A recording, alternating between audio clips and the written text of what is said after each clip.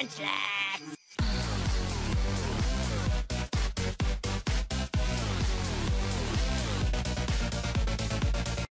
Happy holidays, YouTube. You're chilling with Trader Zabza, and today I've got an X and Y OU battle for you. Looking at my opponent's team, threats pretty much everywhere. I mean, with the new generation, you can look at most of the new Pokemon and a lot of the old Pokemon and see some kind of threat there waiting to happen. So let's just go in order here. Doublade, massive defense. You slap an Eviolite on that, and you can just go full offense without even having to worry about defense investment. Crawdon, ever since the new breeding move it got with adaptability and Aqua Jet, has become a serious threat, and maybe something to look out for on par with Azumarill, considering it gets Aqua Jet and Knockoff, which got a nice buff this generation, so it's actually a viable attacking move, not just a utility move. Greninja, I don't really have to say what's really threatening there. I mean, super fast, pretty powerful, with Protean has stab on everything. Dugtrio, really fast, fairly powerful, and has access to trapping and Sucker Punch.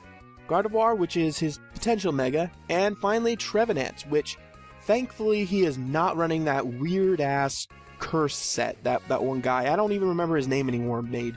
But regardless, it is a ghost type with Will-O-Wisp, so that's always a potential threat, if not an annoyance. So that's it for the preview, let's get to the battle. Today's battle is against GarchompPit, who we set this battle through YouTube, I think? It might have been Skype, but I think YouTube. He's going to start off with his Trevenant as I lead off with my Talonflame. He immediately doubles into Doublade as I go for the Flare Blitz, knowing that it'll do massive damage and I outspeed anyway. And the recoil is going to be a lot, but it's good to know I'll be able to knock it out even with the Shadow Sneak. However, he gets a crit here, which means I am going to die to my own recoil, which is very unfortunate this early in the match. I mean, you guys can see from that damage that that crit totally mattered, and my Talonflame would have been able to survive the recoil and potentially roost off the damage later. So here he sends in his Greninja, as I send out my Tyrantrum, and I'm predicting the U-turn here. I mean, I know he could have easily gone for the Ice Beam, but I thought that maybe, even if he did, I could take it with just a little bit of HP, and I just wanted to get up my rocks, because, again, I was predicting the U-turn. So he brings in his Trevenant, and after I get up my rocks, I go for the Crunch, which does a lot of damage, as he goes for the Leech Seed, and I just want to get this thing knocked out, so I'm going to keep going for Crunches. I know that I could get burned here, but I know that this thing with Will-O-Wisp is a big problem, and I just want it gone.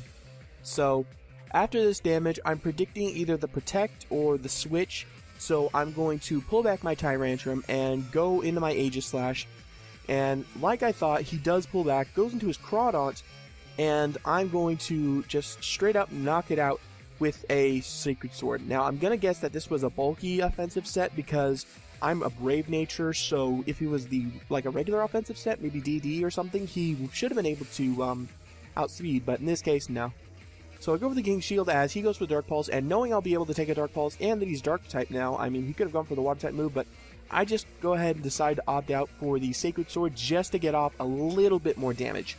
And he's going to bring in his Gardevoir here, which is no problem. I can get off the damage, go for Sacred Sword, go for Shadow Sneak, as he brings in his Trevenant, which is good fodder for the Shadow Sneak. I mean, I wasn't going to go for Sacred Sword, so that's fine. And he brings in Dugtrio. I'm going to have to go for the Stance Change King Shield here if I want to be able to get some damage off on this. So he goes for the Earthquake. It's not going to kill.